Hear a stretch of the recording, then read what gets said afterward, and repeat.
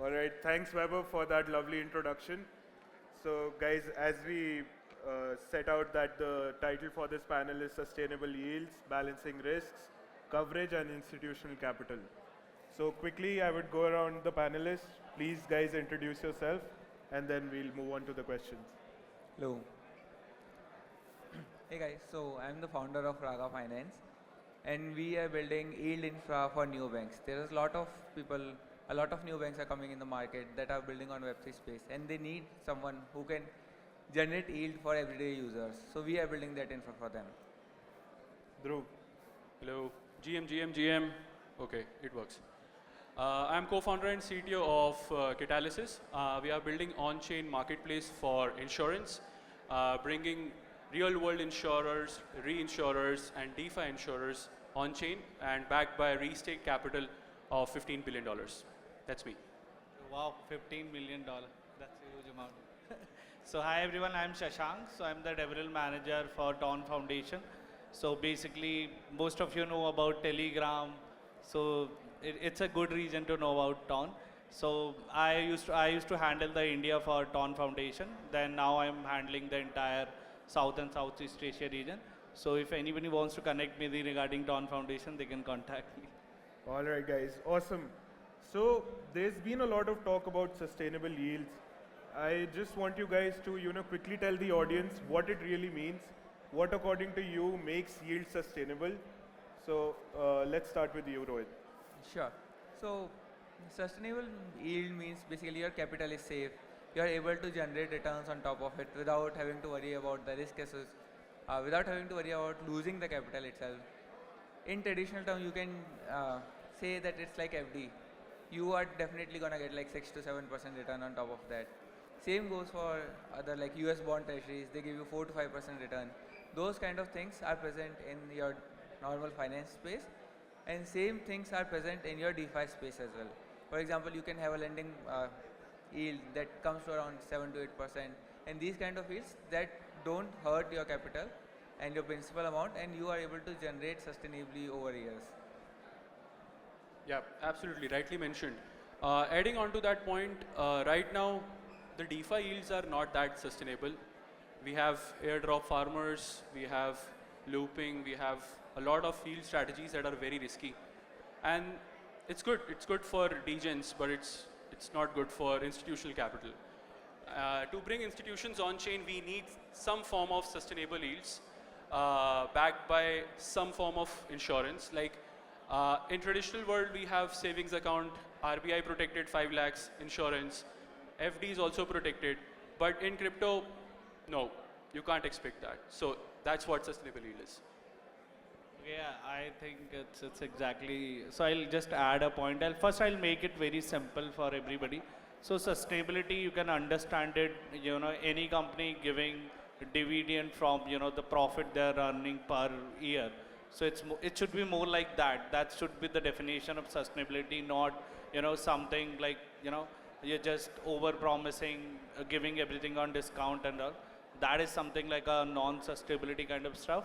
Obviously, there's in traditional market we see, because of a lot of mature market and a lot of regulations, we see some complex but sustainable product. But I think in Web3 we are still at very early. So yeah, so sustainable usually means with less risk you're getting something on more on your stable investment. So that is how I feel sustainability regarding. Very interesting, very interesting. So guys, when we talk about yield also comes with a certain risk. So you guys are from different backgrounds. I would just like you to tell the audience, when you're thinking about yield, when you're making a product for your users, what type of risks are you taking care of in your own projects? So whenever you're building in like Web3 or blockchain space, the first risk that is your smart contract risk itself, because you're taking the funds into a contract that is handled on chain itself. So you have to make sure that no one gets access to those funds except the code itself.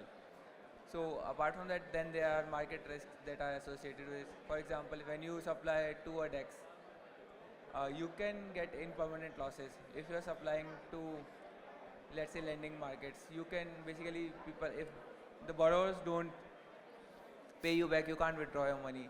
So there is a lot of risk associated in DeFi space as of now. But like building on top of it, like there are more riskier strategies like leverage looping and everything, where you take leverage on top of your assets and give yields on top of it. So yeah, there's a lot of risk, but there is a lot of opportunity as well. The same goes for your traditional markets. There were a lot of risk when they started initially, but they have now created those systems around them that help users earn sustainable returns when they deploy money in those traditional markets. The same thing is going to happen in crypto space, and it's going to open the market worldwide. It won't be specific to a single country itself. Dhruv. So the types of risks, as Rohit mentioned, smart contract hacks, deep eggs, Oracle failures. These are very common risks that exist in Web3. Web3 has been around since 2015, 2016. It's around 10 years from now. In my point of view, the space has been quite matured. Smart contract hacks don't happen that often. Earlier, back in 2021, 22, every now and then we have $100 million, $300 million of hacks. Now it's like we are getting there, but we need a lot of work to do. We need some form of coverage and also have some form of credit ratings. So we have DeFi risk dashboards in place. What all risks a user is exposed to. So if you are using a derivative asset, which is liquid staked ETH or LRTs, there's a lot of risk that is associated with DPEGs. So you need to be aware what you are exposed to. So we are working on dashboards, we are working on sustainable risk dashboards for DeFi vaults, DeFi curators, so that users know what they are exposed to. Right. Shashank. So yeah, I think if you talk about risks, so like, how I understand it is, I think over-reliance on any factor is a kind of risk. For example, like, suppose people often talk about yield, but they often miss on, from what point you're getting that fill or what's the source behind that. So, for example, over-reliance on a single source for yield is kind of risk. Then, like infrastructure risk are there, like over-reliance on, single protocol or like, basically single tech or something. So these kind of infrastructure risk is there, over-reliance on source is there. Then again, like, profile kind of risk are there. And above that, like, you cannot judge the intention.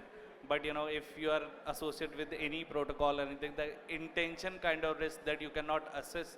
And that's what I think will, overcome with when the space will mature. So mostly we can avoid all these, the infrastructure risk and all this risk. But, you as a user, you have to be very aware, like, go deep into the kind of, the sources, from what sources you are getting your yield and all. So mostly you should not focus more on the kind of returns you'll get. It should be more on, taking both these, both things into hand in it. So it's like, that's, I think, the kind of sustainable definition of exactly. So that should be the definition of, sustainable investment or sustainable yield. Amazing. So very interestingly, Dhruv, you pointed out about coverage, and coverage is a narrative that has been blowing up in Wall Street as well. So could you just tell the audience what kind of coverage they could seek from a project like Catalysis, and what risks would you cover and what benefit they would get out of it? So at Catalysis, we are building a marketplace for underwriters to come on chain and sell insurance, which is backed by digital assets. It can be any form of insurance. It can be DeFi native insurance. It can be a real world insurance. It can be a reinsurer getting digital assets and selling insurance to other insurers for, let's say, on-chain trade routes. If we are talking about, let's say, if we are exporting steel from India to US, and that whole container is insured, we can also sell insurance on-chain for this kind of stuff. And we can easily get sustainable yields from insurance premiums for restakers, which are easily up to 15 to 20% IRR. Amazing. So that's what Catalysis does. Amazing. So now coming back to Shashank, Shashank, you've been into a lot of DevRel roles, and there's a whole ecosystem that Ton is building. What kind of use cases do you think is emerging out of the Ton ecosystem that the people should be aware about? Yeah, I think if when we talk about DeFi in general, so our goal is, or like Web3 goal in general is to get, these kind of services to the masses. And with a close partnership with Telegram, we already have a user base of 1 billion user. So it's like getting day-to-day people into our Web3 and blockchain and understanding these complex projects. So that's how, like, our goal is to get to masses, taking these product to masses. For example, is building like an insurance project. So if I'll talk about my father, he's like much aware about how insurance works in in banking sector, in Web2, or the entire traditional setup. But if I'll try to explain it to him, like what is on-chain finance or what is on-chain insurance, he might be like a bit suspicious. So our goal is to get these entire products or all these education to the masses, building product out of it, and then getting them products to the end users, and then putting crypto into every pocket.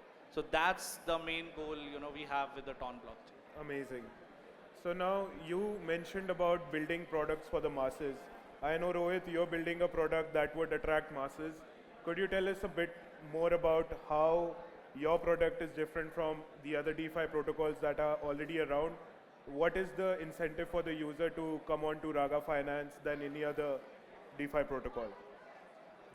So basically we have been in the DeFi space for the last 5 years.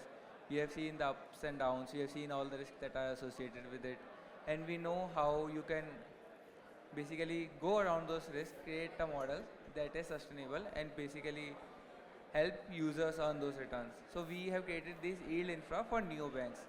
As you all know that stablecoin is a very big narrative nowadays. Almost like there are more than $300 billion of stablecoins on chain itself right now. That's just in the form of US dollars itself. So when you see there's a lot of people, institutions that are creating these neobanks where people can get access to those stablecoins. They can get access to the cards that they can spend anywhere in the world. Even in the low economies where the economy is not very stable, they can get access to the US dollar itself. Now the problem there is they can get access to the dollars, but they don't know how to invest those assets and where to invest those assets. That's where our protocol come in. So we have created this SDK where any new bank can integrate with us and show a dashboard which defines, like, users can just select depending on their risk appetite and the type of investment they want to make. For the time of the investment they want to make, they can see how much return they can generate, and their principal is protected. So they will know where their money is going, where the yield is coming from. They just have to go to their favorite neobank application. They can just switch on your investment mode and they can just deploy your funds on any of the stable strategies that is present on chain. And we are also like partnering with Catalysis for the on-chain insurance part. A lot of people I've met today are partnering with Catalysis. So I think, Dhruv, you guys are doing a very good job. Everyone needs insurance. Yeah. So that brings me to my next question is, there may be many founders here looking to build institutional grade products, looking to onboard institutions. What do you think is the most important thing while you're building something that you want to onboard institutions for? So Dhruv, let's start with you. So first, I want to double click on where is institutional capital coming from. For the past a year and a half, we have seen the rise of a couple of categories. First is digital asset treasuries because of the US regulations. Then we have seen the rise of RWAs. All these digital asset treasuries are nothing but tokenized funds. They're converting their NAVs on chain, whether you talk about Robinhood, whether you talk about Securitize, Ondo Finance, Plume, etc. My biggest concern from institutional point of view is this RWAs comes with a lot of off-chain risks that people in crypto are not known about. In TradFi, everyone knows, like, I'm trading a stock, the settlement happens on the exchange, there's a clearing house, everything happens off-chain. How do you manage these tokenized stocks on-chain in a risk-averse manner? So this is my biggest concern in terms of the institutional capital, because if an institution wants to invest in RWA assets, they need similar kind of coverage that they already get in TradFi. Crypto provides you with composability. It's on-chain computer running 24/7, 365 days. TradFi is not like that. Saturdays, Sundays are off. So we need to bring these RWAs on-chain that work 24/7, 365 days. So that's my biggest concern. All right. What about you, Rohit? Yeah, I totally agree with Dhruv. Apart from that, like, the compliance is a very major part. Now, as the US government has started their own compliance process, and anyone can deploy their own stablecoin if they follow those compliances. So those things are very much needed for institutions to come in, because then they can, basically there should be a governing body on top of those institutions so that the user funds can be safeguarded in some respect or not. And those institutions can be held accountable if something happens through those funds. So anyone who wants to integrate these institutions should have those compliances on their end as well. And they should be very clear where the yields are coming from, how and the strategies that the institution deploy money in. They should have a capacity to take a lot of capital intake itself. All right. So coming to Shashank now, a lot of builders here who would be building on Ton would be, facing some challenges, right? And in a founder's journey, there are a lot of challenges that a founder faces down the way. Coming from your experience, what mistakes do you think a founder can avoid while building in the Ton ecosystem? So yeah, I think because I started as a builder in Ton ecosystem, so I myself was a builder. So I think the biggest problem, it's not a problem. I think the biggest concern is when you start building your product, like any product, whether it's a DeFi project or any project, you think like it's the project that I think people need it, but without testing it in the market, you'll start building it, and then after like 6 months or something, this is something you realize, this is my dream project.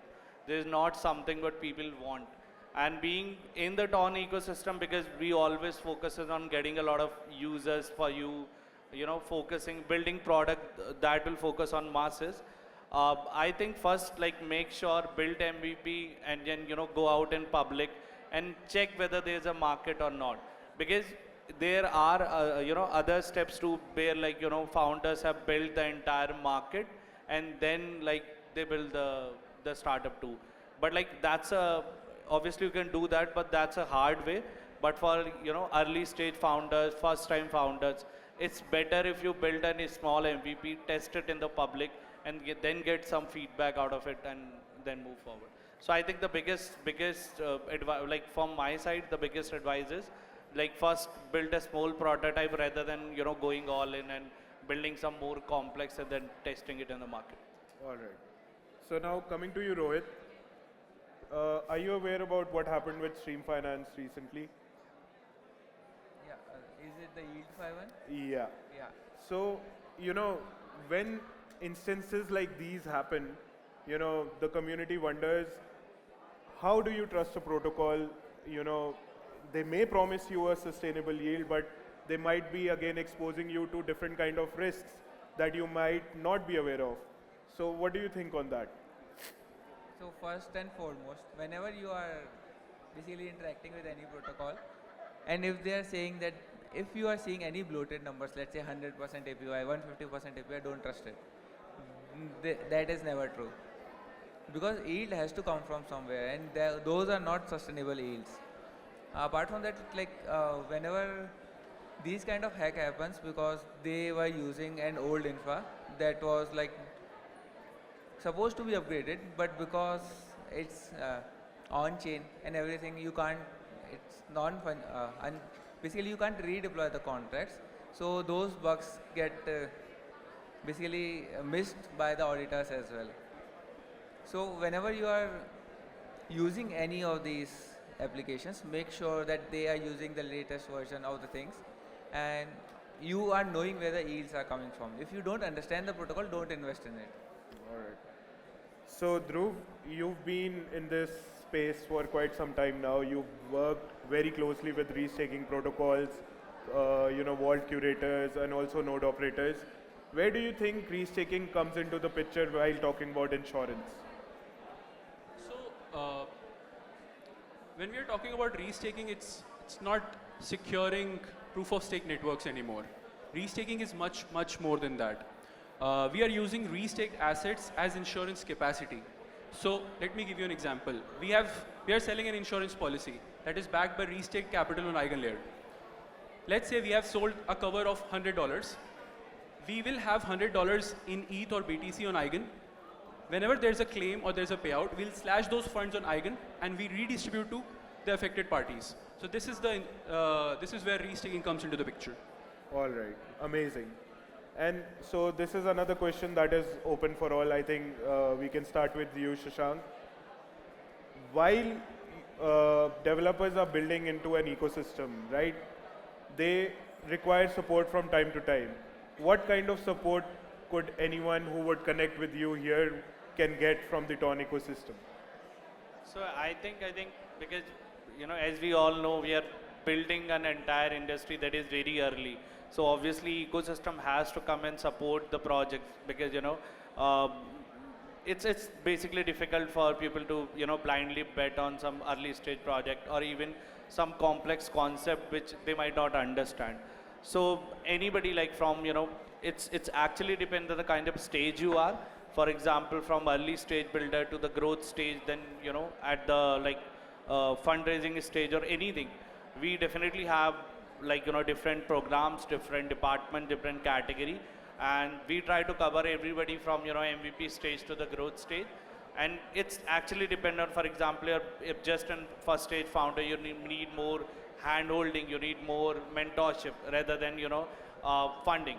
So we have that programs too. And for the growth stage, as everybody knows, Telegram is already having 1 billion users. Even a single post from our channel can give you some early stage users that you want to your project, you want people to test your project.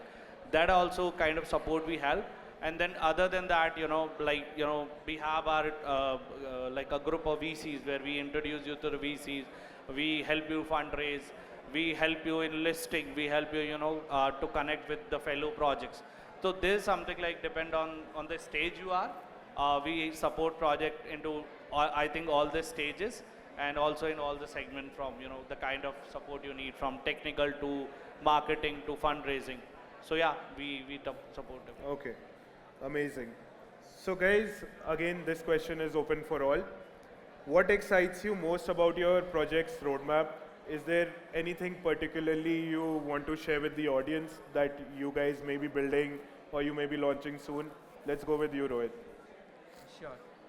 So, we recently launched on Hyperliquid and that vault was performing very well. It created the best POC we could have hoped for. Now we are launching these neobanks, basically helping these neobanks build their yield infrastructure itself. So we are going to be working in the shadows with them as the silent heroes of yields for them. All right. What about you, Dhruv? A lot of things, bringing real world insurance yield on chain, reinsurers on chain, covering DeFi the right way that it should be, not smart contract hacks, but real economic hacks. That what happened with Stream Finance, that was classic economic hack. Stream Finance was insolvent from day one. The assets they actually had were around 180 million and their liabilities were around 550 million. So it was clearly insolvent.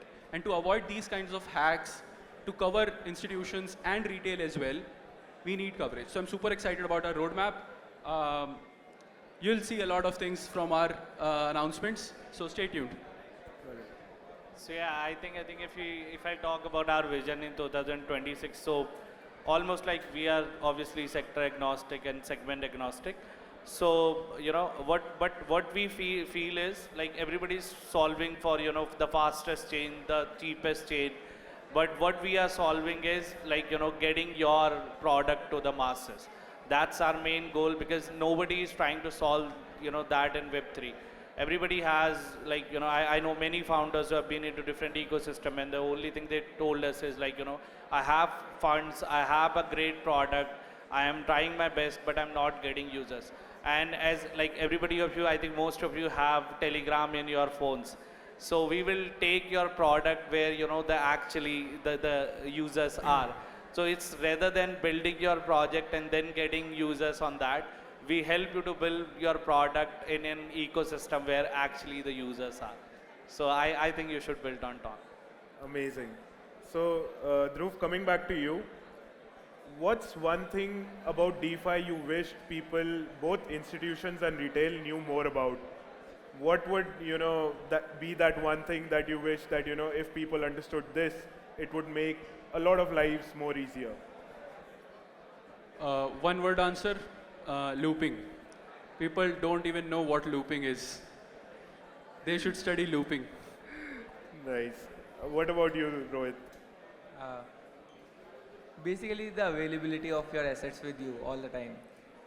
On public holidays or any of the things, these traditional businesses, they close down because the banks are closed. You can't send money overseas. With DeFi, you can do all of that. You can trade 24/7. You can send money to your loved ones 24/7, and it's open. It requires less people to operate on it because everything is automated on chain and verified on chain. So it's easier to use. It's better for you in terms of like the accessibility of your funds, and you don't trust a third party to hold your funds. It's you who are in control of your funds itself. Amazing. Shashank. So I think the balance between risk and the yield. So because I used to be like a noob trader, so I just opened my wallet and I used to look at like 300% yield and 500% yield. So whenever we'll talk about yield, we never talk about the kind of risk it involves. Whether like the infrastructure is good, from where the source like the source is the fund is coming. So I think the balance between the kind of output you are getting and the kind of risk you are exposed to. So we should basically like consider that thing in mind. That is something I like to try to advise everyone. Amazing. So, as a last question, I would like to ask you guys, name one project apart from your own that you think is doing really well and is heading in the right direction. Let's start with you, Shashank. So I think it should be specifically about DeFi or in general. Anything, any project, any narrative, it's your choice. Okay.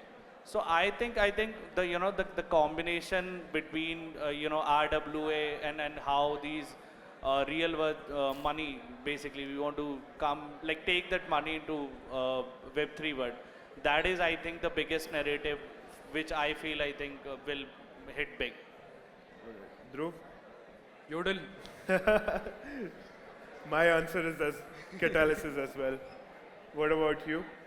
For me, like two projects actually. One is your Aave. They have actually built a bank on chain that is operating better than most of the banks out there. Second is like Hyperliquid. Like you can build any type of financial application on Hyperliquid without having to worry about those off-chain parameters. For example, you can launch your token on Hyperliquid without having to go to exchanges and having access to those many users. So yeah, those two protocols I would say are top of my list. All right. So guys, anyone from the audience has any questions for our panelists? I think not. So all right guys, thank you so much for your time. That was a very interesting take on a lot of different things. And thank you. Thanks. Thank you Thanks Dhruv, for for having me. being an amazing host.